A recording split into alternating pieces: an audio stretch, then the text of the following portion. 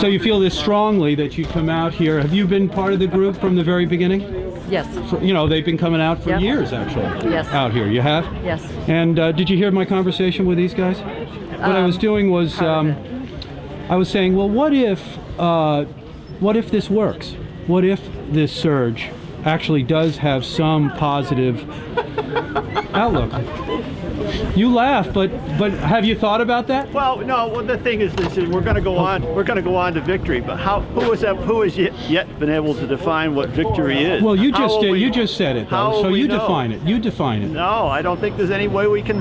But you said we're going to go on to victory. No, that's I'm parroting the phrases of our leaders. Oh, okay. But they don't define victory. How will we know? I mean, you know, if what event over there would you know make them think was okay, we could leave now? There is no event that would say that.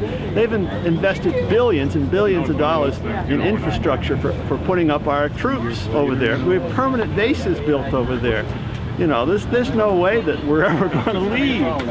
I guess we're letting people know that we just haven't gone away. We thought it was a crummy idea to start with, but nobody listens to you. Yeah. You know. When you say the surge works, we have to be very careful in figuring out what works means. If it just means we're going to kill more people, then I don't think it's working. If it in fact means that the Iraqis are going to be able to establish a government that works and they come to be at peace with themselves and things get better economically and we can get out of there, fine. Then I'll say, you know, I was wrong. But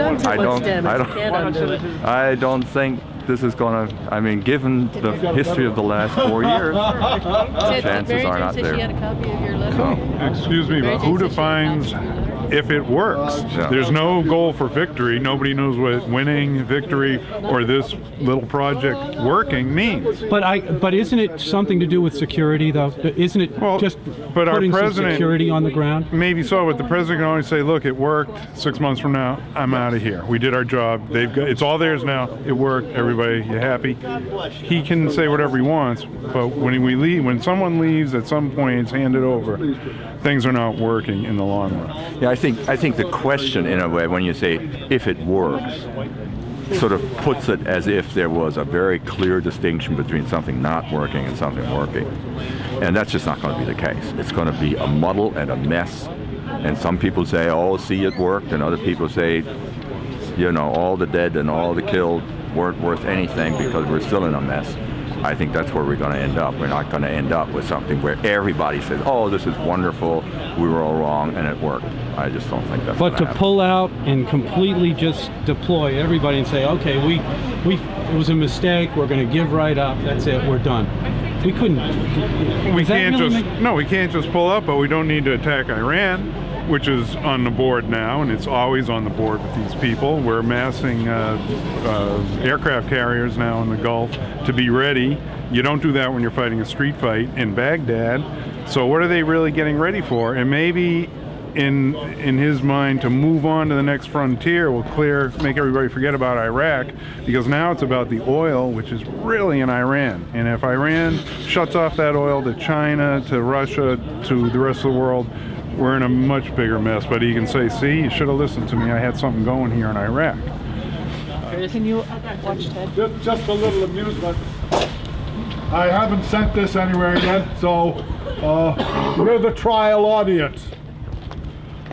On the dangerous edge of an expanding war, already spilling over into Somalia, Syria, and Lebanon, and imminently threatening to go nuclear with an attack on Iran, the reason why the administration chose to start this whole sorry business by invading Iraq is even more relevant than it was 6 years ago.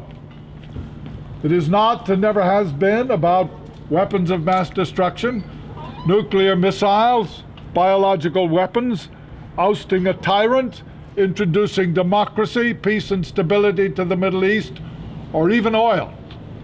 These were peripheral justifications for the war, sops thrown out to terrify or inspire the public. Most of them have been shown to be lies. None is the main reason behind the war. There is still another possibility, a possibility no one dares mention because its implications are so repugnant. Why bother to listen to liars? Listen to history. I believe the reason for the war in Iraq is as old as the Crusades that began marching toward the Middle East in 1095. The reason for the war in Iraq has very little to do with foreign policy and a lot to do with domestic politics. When one vote made George Bush president, the country was hotly divided. Looking back, that division seems placid compared with the divisions that followed. Nevertheless, he described himself at that time as, quote, a uniter, not a divider. That was one time the media should have ignored his grammar and concentrated on the implications of his words, as ridiculous as they seemed. How does a would-be leader like Napoleon unite a divided nation? Through the ages, the most reliable method has been through war.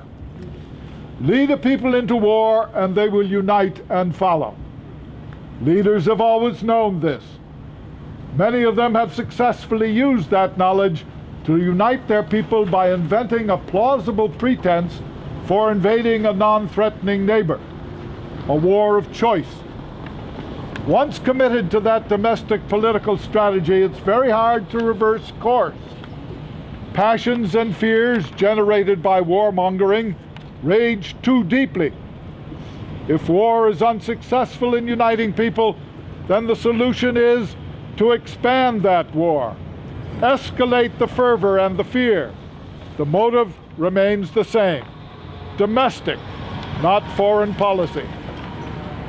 To send people out to kill and maim, to be killed and maimed, in order to further some domestic political agenda is unconscionable.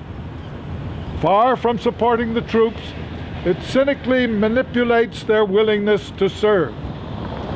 To inflict enormous physical, psychological, and economic wounds on a foreign civilian population in order to strengthen that same internal domestic policy is a war crime of the highest magnitude, a crime against humanity.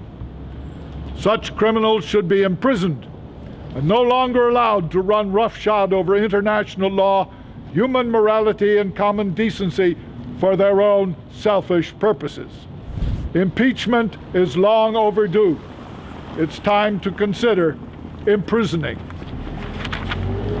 Thank you all. Thank you all. God bless you, Ted. That was brilliant. Well then, I'll send it off. Who should I send it to?